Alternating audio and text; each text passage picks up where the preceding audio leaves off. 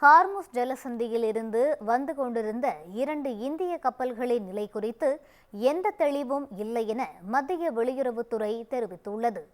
America, Israel நாடுகளின் போர் காரணமாக Iran தனது ஹார்முஸ் ஜலசந்தியை மூடுவதாக அறிவித்தது.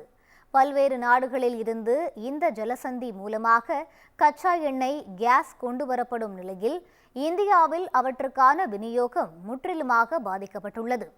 இந்த நிலையில் மத்திய வெளியுறவுத்துறை அமைச்சர் ஜெய்சங்கர் ஈரானுடன் நடத்திய பேச்சுவார்த்தையை தொடர்ந்து இந்திய கப்பல்களுக்கு மட்டும் ஹார்முஸ் ஜலசந்தியில் பயணிக்க அனுமதி வழங்கப்பட்டதாக தகவல் வெளியானது.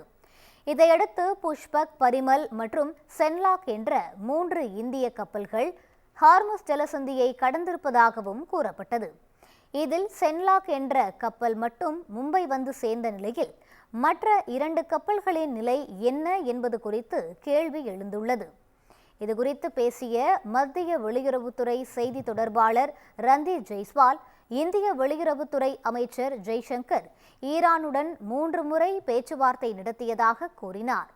ஹார்முஸ் ஜலசந்தியை கடந்த 2 இந்திய கப்பல்களின் நிலை என்ன, இந்திய கப்பல்கள் பயணிக்க ஈரான் அனுமதி வழங்கியதா என்ற கேள்விகளுக்கு இது பற்றி தற்போது தெளிவான தகவல் இல்லை என்று கூறினார்.